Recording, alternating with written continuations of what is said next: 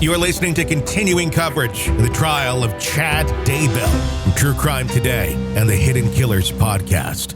Let's go back to the courtroom. All right, thank you. Please be seated. Directs concluded. Just very briefly, counsel, I was reminded at a former trial in the case versus Lori Vallow, one of the Arizona officers, and I'm not entirely remembering if it was Officer Pillar, but made some type of a kind and thanked the jury or something on the way out, which raised an objection by the defense. And I thought it was perhaps at least had the appearance of impropriety. So I just wanted to inquire and make sure that no passing comments were made at the conclusion of the witness's testimony to that effect, because we're just trying to keep the jurors as impartial as possible. Yes, sir. Okay, so that's all I wanted to address, and we just didn't know a better way to do that with the jurors here. So with that, we'll just have the jurors brought right back in. We can continue with cross then, Mr. Pryor. Thank you, Judge. All right, so if the jurors can return. All right, thank you. Please be seated. All right, Mr. Pryor, you can commence with cross-examination if you'd like. Good morning, sir. You spoke about having coordination with the folks in Rexburg, the folks in Chandler, Arizona. Yes, sir. You at Gilbert, Arizona. Would you agree with me that the common denominator of all of these matters is Alex Cox and Lori Vallow? For the Gilbert investigation, Alex Cox was our primary focus, yes. And Lori Vallow as well? Yes, she came into play with being Alex's sister. Right. And those are the ones that are implicated in the Gilbert, Arizona case. Is that right? Yes, sir. And then as far as Charles Vallow is concerned, the murder of Charles Vallow, are you aware that, again, it's Alex Cox and Lori Vallow who are implicated in the murder of Charles Vallow? Yes, for the Chandler, Arizona case. Okay. And the evidence that you found in the Jeep were 2 of Chad's books? No books of Chad's were found in the Jeep, no. That's it, right? No books were found in the Jeep. No books? No, sir. Oh, okay. Judge, that's all I have. Thank you. All right, any redirect? No, thank you, Your Honor. All right, is this witness going to be recalled by the state or the defense? Not by the state, Your Honor. No, Judge, thank you. Okay, you're released from any subpoena. Thank you for appearing and testifying today, Officer Pilar. All right, before we call another witness, the court has previously provided a limiting instruction in this case, and given the nature of both this testimony and the testimony of the previous witness, Mr. Boudreau, the court is going to reiterate that instruction, which will be included in your final instructions as well when you retire to deliberate in the case. Ladies and gentlemen, during the course of this trial, evidence will be introduced for the purpose of showing that the defendant or an alleged co-conspirator may have committed acts other than those for which the defendant is on trial. Such evidence, if believed, is not to be considered by you to prove the defendant's character or that the defendant has a disposition to commit crimes. Rather, such evidence may be considered by you only for the limited purpose of proving the defendant's motive, opportunity, intent, plan, or absence of mistake or accident. So that's the court's limiting instruction. With that, then, is the state ready to call another witness before the lunch recess? We are, Your Honor. All right, you can call your next witness. Your Honor, at this time, the state would call Deputy Coulter Cannon. All right. Solemnly swear or affirm the testimony you're about to give.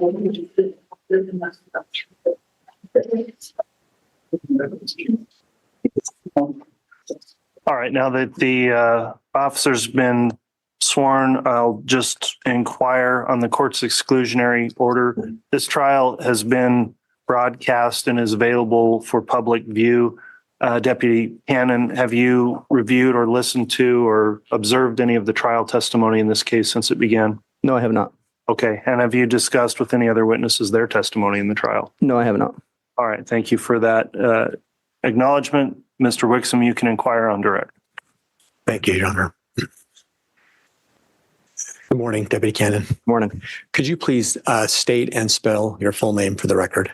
Yes, it's Coulter Cannon, Colter, Cannon is Cannon. And where do you work?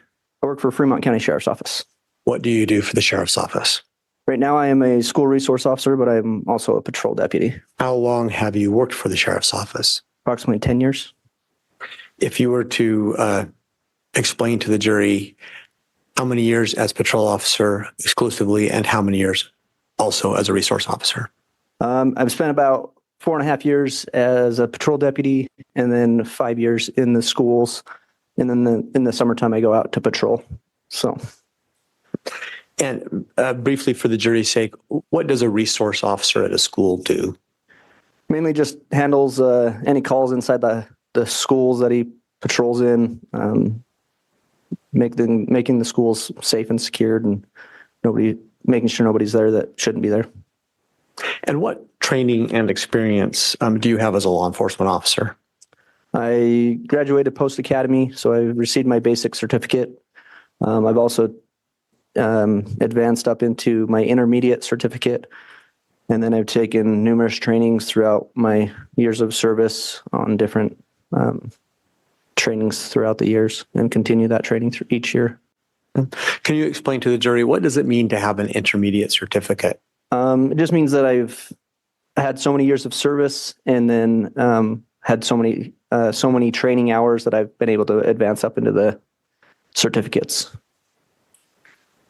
I want to call your attention back to October 9th of 2019. Do you recall if that's a day that you were doing patrol duty? Yes, sir. Do you recall whether or not you responded to a call involving a Tammy Daybell? Yes, I did. And based upon your recollection, what was the nature of that call? It was put out as a suspicious call, suspicious circumstance.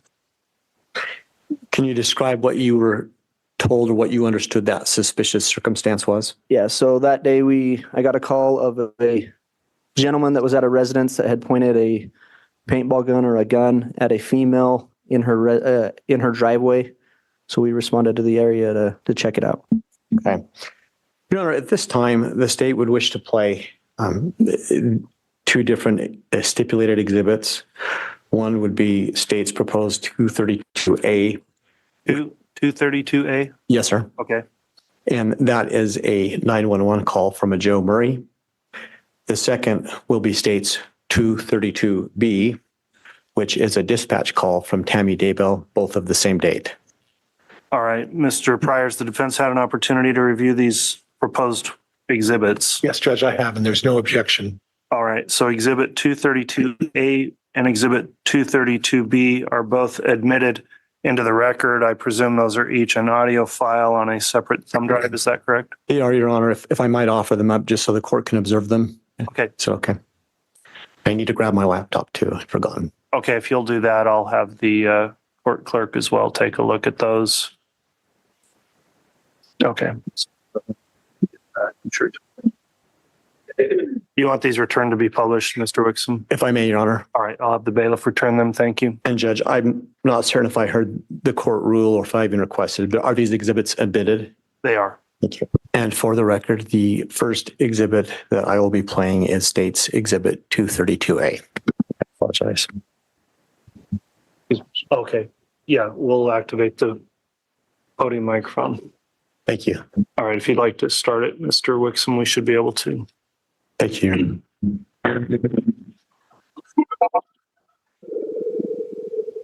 911, like emergency?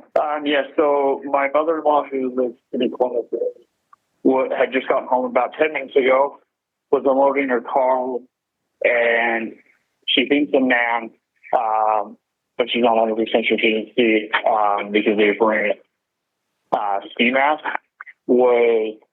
came up to her with a paintball gun, but they started shooting at her. It wasn't loaded, so it didn't, nothing came out of it. But he kept asking what he was doing. He would respond, and then suddenly, after she called out her husband, he ran off. Okay, what's the address? Are you there? Hello? Are you still there? Yeah, can you hear me? Okay, now I can hear you. What's the address? It's 199 North, 1900 East, Rexburg, Idaho, 83440. That's my address. She lives in corner. I don't know what her address is. Okay, I need her address. What's her location? I think it's 201, I think is her address. 201 North 1900 East? North. Yep. Does she know which direction he ended up running? He headed east, back behind their house. Okay, and did she give you a description of the clothing? I didn't get one from her. I might follow that. So what is your name? My name is Joseph Murray. Okay, is this a good look or a good phone number for you? Yep. Okay, I am sending a deputy out to your mother's home. All right, thank you. You're welcome. Bye-bye. Bye-bye. And for the record, Your Honor, I would next play 232B, the dispatch call from Tammy Daybell. Very well. October 9, 2019, 21 hours, 49 minutes, 20 seconds. Fremont County Sheriff's Office. Hi, I need to report something. Okay, go ahead. What's the address? Okay, at 202 North, 1900 East, the corner with the blinking yellow light on Salem Highway. Is it a suspicious person? Yes. Okay, what was he wearing? He was all dressed in black and he had a ski mask on. And he said the blinking light now is where you saw him? No, he's gone now because I pulled up into our driveway and I was getting stuff out of the back seat of my car and suddenly he was there and he had a paintball gun and he was and like he was going to shoot at me. And I kept asking him what he was doing because I could tell it was a paintball thing. Okay. And then he just kept doing it. So I yelled for my husband and then he took off running around the back of my house. Okay, give me just 1 minute. Stay on the line with me. Okay. October 9, 2019, 21 hours, 50 minutes, 28 seconds. And that was North 1900 East? Yes. Okay. October 9, 2019, 21 hours, 50 minutes, 43 seconds. You know what direction he was going?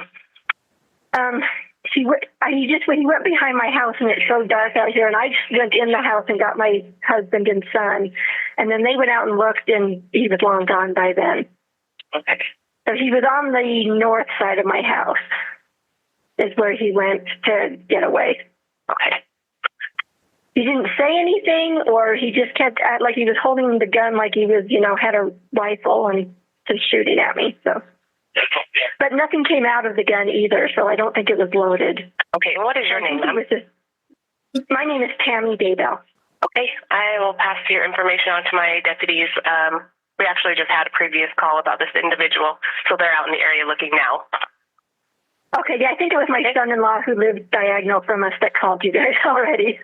Oh, so okay. I just wanted to make sure it got reported. So, let's see. And what's your son-in-law's name? Joseph Murray. Okay, yep, it was him.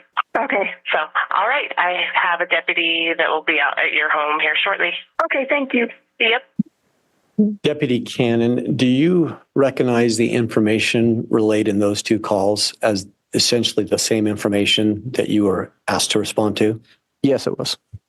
And can you help the jury understand, is there a difference when someone calls 911 as opposed to calling in dispatch? Just a different phone number, I believe. I'm not 100% familiar with that. 911 is our emergency line, and then there's a non-emergency line that goes there as well. What time of day or night do you recall responding to this? It was approximately around 9:00 p.m. And do you recall at that point in the year, was it dark outside or was it light outside? The sun was going down. It was dusk. And how far away from the address that you were given were you in your patrol when you first received the call? I was only a couple miles away. I was in the Egan area. And so was this the type of call when you were responding? Did you activate your sirens and lights? I did initially activate my lights and sirens, and then when I got closer, I deactivated them. Why did you deactivate them? I didn't want the subject hear me coming or see me coming. I wanted to be able to find him. Right. And how long did it take for you to actually arrive at the address from the time that you were dispatched to the call? It was approximately 6 to 7 minutes. And what's the first thing that you did when you did arrive at that address? I initially drove around the property, around the roads in that area, trying to look for a suspect wearing that clothing description. And then I went and made contact at the residence with Tammy. Your Honor, at this time, would it be appropriate to stop for our lunch break? Yeah, we're right at that time, Mr. Wixom. So if you've got some more direct, I would say yes. Yes, I do, Your Honor. Okay. Let's go ahead and take our lunch recess then. We're stopping just short of the noon hour. So I think we'll try to come back on if we can in an hour at 1 o'clock. So we'll be in recess until then. All right, please.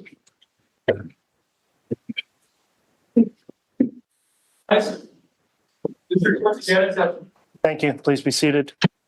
We could have the jurors brought in, please. Sure.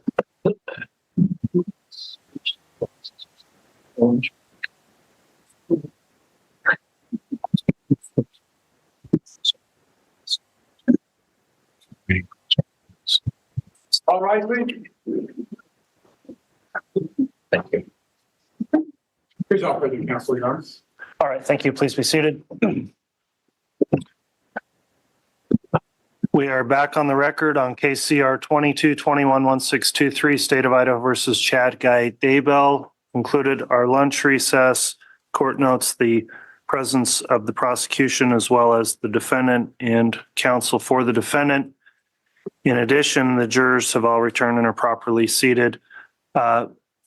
Deputy Cannon is on the is on the stand and has previously been sworn. And I will note that based on a request from counsel to end slightly early today, the court's intention would be to take evidence going forward from now until 3 o'clock and forego the normal afternoon recess in order to stop a little early but not be interrupted by the recess. So hopefully, if the jurors are able to make it through that time, we'll go ahead and recess today at 3 o'clock without a mid-afternoon break. However, if for whatever reason you do need a break, just please advise the bailiffs or the court and we'll do that. So with that in mind, Mr. Wixom, I believe you were conducting direct still of this witness and you can continue. Thank you, Your Honor.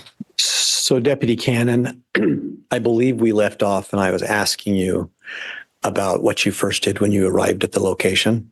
Yes. Okay. And what was it that you first did when you arrived? I drove through the area looking for the suspect in that area. So, and what was the description of the suspect that you were looking for? A male wearing all black clothing and a black ski mask. And what did you find, if anything? We didn't locate anybody in the area matching that description. When you say we, was there other law enforcement helping? Yes, there was another deputy that responded to the area as well. When you responded and looked for that person with that description, did you do that from your patrol vehicle? Did you do it on foot? How did you do it? Yes, it was from the roadways in the area. We drove through the areas and tried to look for anybody matching that description from our vehicles. And once that was completed, what was the next thing that you did? I went to the Daybell residence and contacted Tammy at the front door. Okay. And what, if anything, happened in that conversation? So I contacted Tammy by knocking on the front door. She answered the door. I just kind of tried to get her information, what happened. She told me that she had just got back from grocery shopping, was getting groceries out of the backseat of her car, noticed a male standing at the rear of the vehicle. She confronted him and asked him what he wanted. He didn't say anything. He just held up the gun, and she heard 2 pops and then yelled for her husband, Chad, and that he eventually came outside. Okay. While you were talking to Tammy, did you have any contact with Chad? I didn't have contact. I didn't talk to him. He was there present when we were having that conversation, though. Where was he relative to where you and Tammy were having the conversation? So we were standing by the front door of his residence, and him and his son was actually standing back towards the kitchen area, maybe 10, 15 feet from us. Any question from your perspective that he would have been hearing the conversation you were having? Absolutely. He would have heard it. And when you were there talking to Tammy, were you wearing a uniform with a gun and a badge? Yes, I was. Did anything at any time during your interaction with Tammy, did Chad attempt to talk to you in any way? No. Anything about that unusual to you? I thought it was kind of odd that she had just been like victimized and he wasn't taking any actions to protect her in a way, I guess, but that was just my thoughts personally. Did that play into your investigation at the time at all? No, not really. Just that it was odd. What did you do next, if anything? After that, I went outside. I walked around the initial area where the vehicle was, looking for any shell casings or paintball marks or anything like that in the area. Does a paintball gun typically have a shell casing? No. So why did you say you were looking for shell casings? If it was possibly a firearm and not a paintball gun. And did you find any indication either way? No, I did not. What did you do next, if anything? I went and talked to Joseph Murray, who was across the street chopping wood. I spoke to him for a brief moment, just trying to figure out what he saw. And that he told me that he heard Tammy scream and he saw a male run around the north side of the property. Was there anything contradictory between what Tammy had said and what Joe had said? No, there wasn't. At that point, did you do anything further or did you leave the property? I cleared from the scene, unable to locate any suspect or that. After that incident on the 9th of October, do you recall ever going back to that address? Not on the property at all. I might have drove past the property, but I didn't go to the home. Did you ever participate in any searches on that property? Yes, later on in the next year. To the best you recall, what was the date that you participated in that search? It was January 3rd of 2020. What were you there searching for? We did a search warrant on Mr. Daybell's home. I helped the FBI sift through the snow, again, looking for any shell casings, any evidence that we could possibly find of a gun being used there. So at either point, did you find any evidence of any bullet or any traces of any shots in any buildings, anything like that? Not to my knowledge, no. So as far as you sit there today, would there have been anything else you could do to investigate that particular call? And me personally, no. No, I have no further questions at this time. All right. Thank you, Mr. Wixom. Mr. Pryor, cross-examination. Thank you, Judge. Officer Coulter, you made an initial report in regards to this case. Is that right? Yes, I did. Okay. And the initial report was relatively brief. Yes. You recall that? Yes, I do. And then you made a subsequent report afterwards. Do you recall that as well? Yes. What's the time frame between the initial report and the subsequent report? I don't recall exactly the time difference between them. Okay. I didn't look at that. Was it a week? No, I think it was further out, maybe a month or so, 2 months. I'm not 100% sure. Okay. And then you also made some comments about not wearing a body cam on that day. Is that right? Yes, I didn't have a body cam on me that day. You were a patrol officer. Is that right? Yes, I was. Standard issue to have a body cam? It was lost, or it was broken and lost. So when did you break it? Couldn't tell you exact date. Did you try to replace it the same time you realized that it was broken, or did you wait a little while? I informed my sergeant that it was broken. Okay. And then you went on a call and you didn't have any body cam to actually accurately reflect what was transpiring that day, correct? No, I didn't have body cam. Okay. And Judge, could we utilize the HDMI? You going to publish something, Mr. Pryor? I want to show the officer a copy of his report, if at all possible. Okay. Are you going to do that by giving him a copy or publishing it? I'd like to publish it and have him look at it while I speak to him about it, if that's acceptable to the court. From the defense, any objection to doing that? No objection, Your Honor, so long as he admits it as an exhibit. I'm not sure he should be publishing things to the jury that aren't admitted. Judge, I can do it the other way and ask the officer when he did his report, but he doesn't have a recollection of when he did the supplement, and there's 3 parts to this report. So my hope is that to show him the report, lay the proper foundation, and then I'll move to admit defense exhibit 89. But if your court prefers a different manner, we can go a different way. Okay, well, it's up to you. We just can't publish it until it's been admitted. I agree. So that in case it's not admitted, the jury doesn't already see it. Yeah. So however you want to handle that. And if the state doesn't object, then we can perhaps shortcut that. And Judge, can I have my laptop approach the witness with a copy of my laptop, show him the reports, and have him authenticate the reports? Yeah, perhaps maybe just ask Mr. Wixom and show him what you've got and see if the state is going to object. I think he's indicating maybe he's not. Judge, we're not going to object to that approach at all. So it's 89. 89, and the parts are A, B, and C, Judge. All right. Well, if you just want to move for the admission, then I'll move for admission then, Judge. No objection. all right.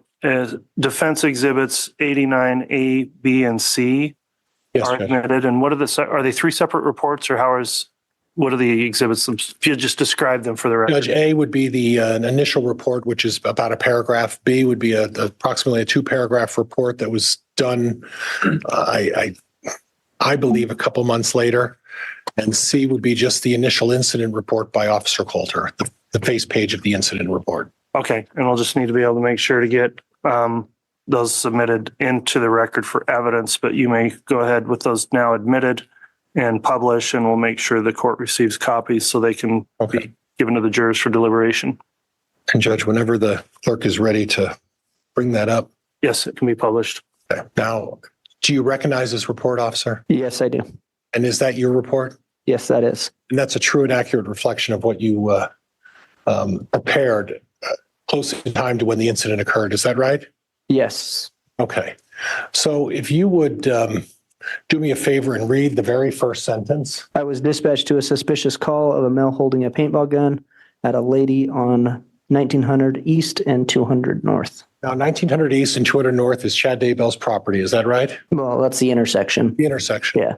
And Mr. Daybell's property is on the corner of which would be the northwest corner. Does that sound right? Northeast. Northeast corner. I'm sorry. I got my east and west backwards. Okay. Now, when you first testified for the prosecution, your comment was in regards to a paintball or gun incident. And you made a point of adding the word gun after paintball. Well, it's a paintball gun. So she reported different things of possibly being at a gun or a paintball. When did she report that? In her 911 calls. Okay. Could we have a copy of exhibit regarding the 911 call, please? Which one? There were two. Well, Judge, I think what I'm going to do is play actually both of them. All right. Those are exhibits 232A and 232B. And Judge, I'm going to get through this before we start the 911 call. Just right there is fine. Thank you, officer. So your recollection of the 911 call is that Miss Daybell said something about a gun as well? Yeah, she just said gun as well in that call. Okay. But the dispatcher said it's holding a paintball gun, correct? I believe so. And then it says that you attempted to locate suspect but couldn't find anyone in the area, right? Correct. You talked to her and she said she noticed a guy standing behind her and was holding a paintball gun again, right? Yes, sir. That's what your statement says, right? Yes, sir. So the dispatch was about a paintball gun. When you spoke to her, she said it was a paintball gun and then pulled the trigger a couple of times and then ran off and was described as 5'11", 190 pounds, right? Approximately, yes. Okay. And then you didn't locate anybody, right? Yes. Okay. Then you, a couple of months later, at least your report expanded a little bit. Would that be fair? Yes, I was asked to put more detail into it. You were asked to put more detail into the report. Yeah, just to be more brief about actually more detail on the report. Who asked you to put more detail into the report? I don't exactly remember who asked me. It was one of my supervisors. So one of your supervisors said they needed to get more detail in the report. Yeah, they just said be more specific. Okay, and that was after the death of Tammy Daybell, right? I believe so. So this occurred on October 9th, correct? Yes. And Tammy Daybell died sometime shortly after that, correct? Yes, I believe so. And then after you did your initial report, your supervisor came up to you and said, we don't have enough information in that initial report, so we need to add some more information, right? Well, just more detail. Okay. Was this such a significant issue with a paintball gun that it required you to go back and then write a 2-3 page paragraph with more detail on it after the incident had occurred 60 days earlier? Can you ask that again? Sorry. Well, they put you up to putting more detail because they were trying to get you to allege that in some way there may have been a gun there. Isn't that what the police are trying to do here? Objection, Your Honor, argumentative. Sustained. So you put in your report on October 9, 2019, 21:45 hours.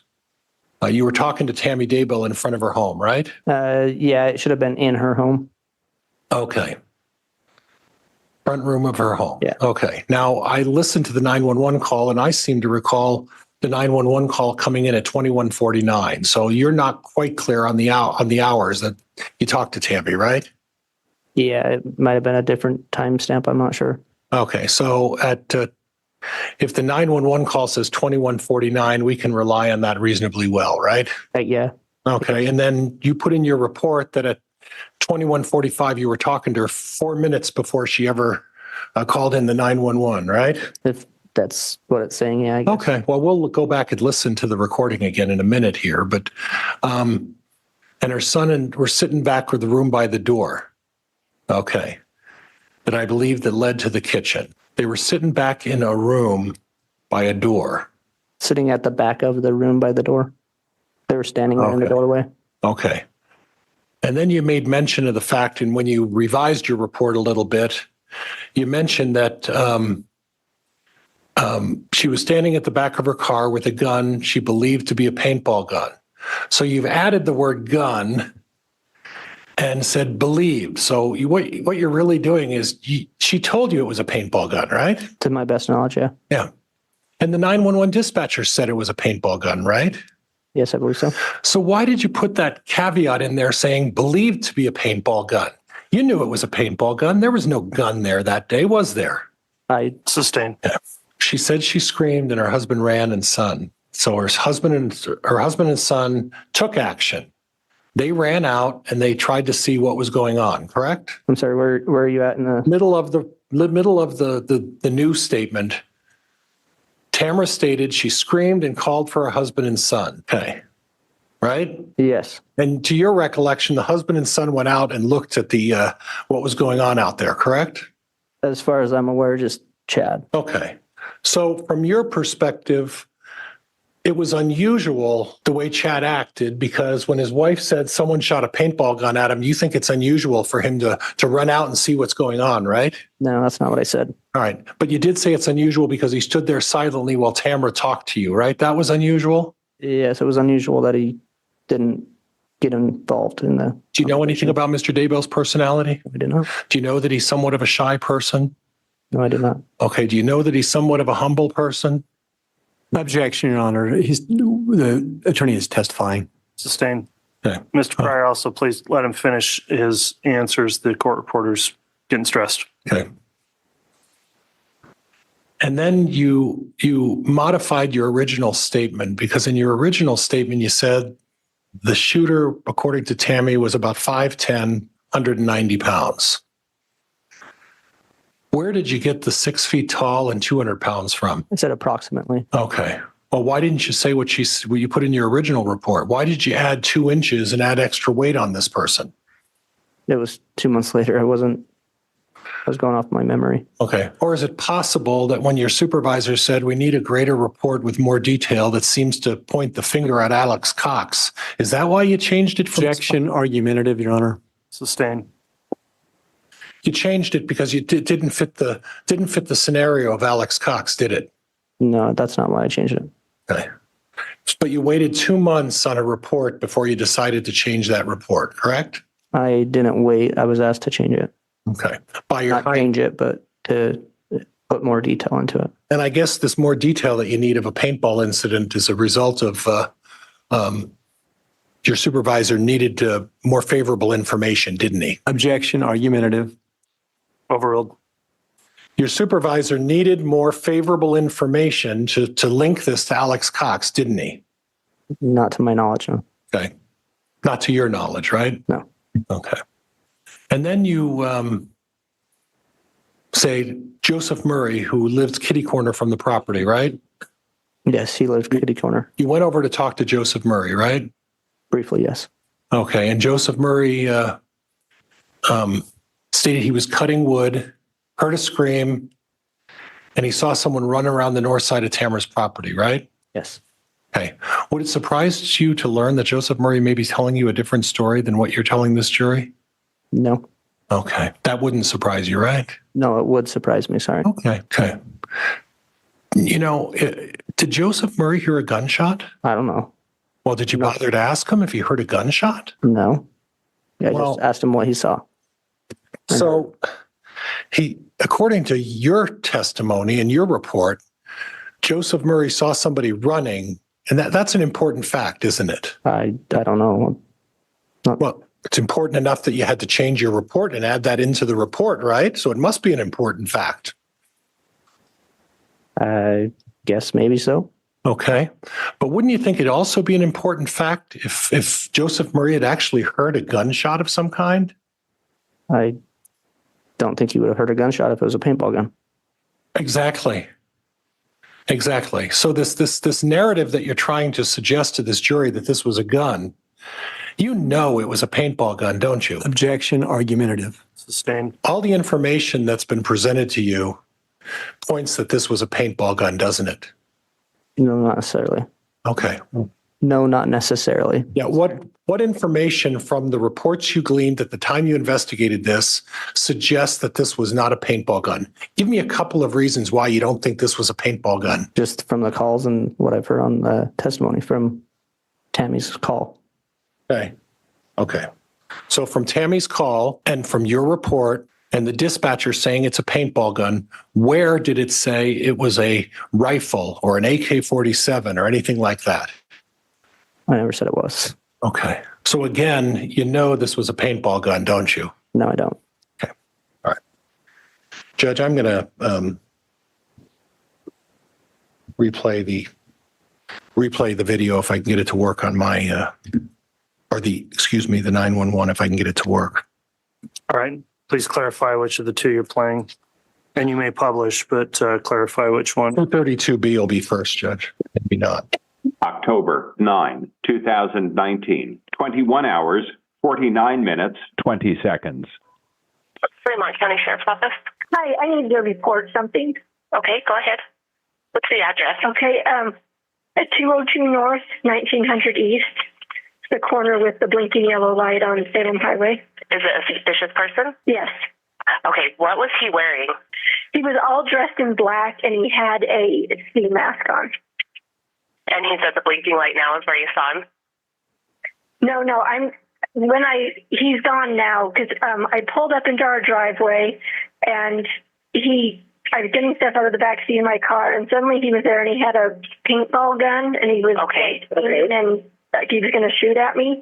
And I kept asking him what he was doing because I could tell it was a paintball thing. Okay. And then he just kept doing it. So I yelled for my husband and then he took off running around the back of my house. Okay, give me just 1 minute. Stay on the line with me. Okay. October 9, 2019, 21 hours, 50 minutes, 28 seconds. And that was North 1900 East? We can stop. Yes. Okay.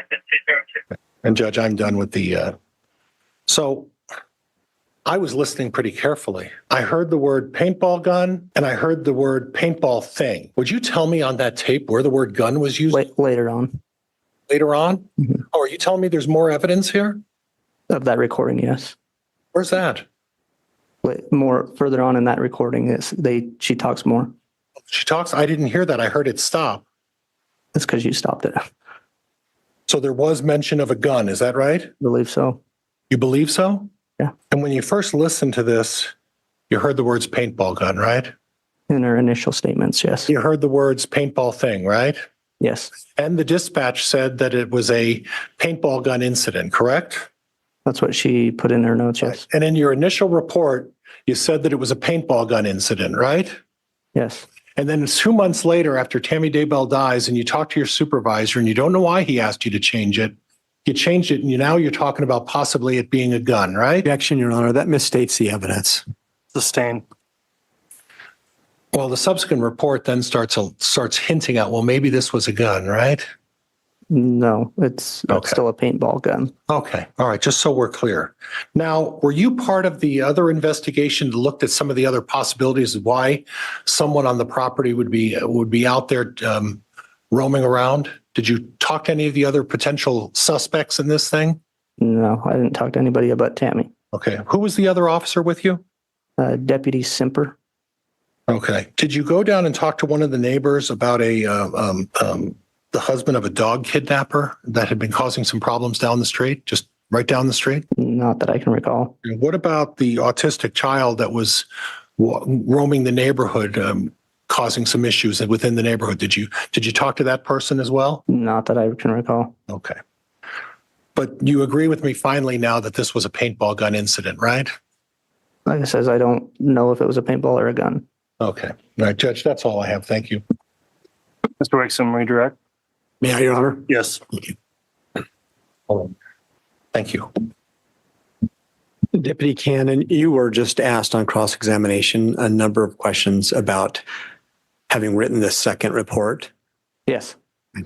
So in reference to those questions, how long after this incident was it that you wrote the second report? Like I said, I'm not 100% sure, maybe a couple months or so. Is it fair to say that over the course of a couple of months, you have a number of calls and interactions with the public as part of your job? Absolutely. And as part of law enforcement, as a deputy, is it expected that you will conform to your superiors? Absolutely. So if a superior officer says, please go write another report, is that something that you would do? Yes. But in this case, is that what you did? Yes. Is there any question in this case, were you fed information to put in the report? No, just more information about what happened. But the information that you included in the report all came from your memory. Is that fair? Yes.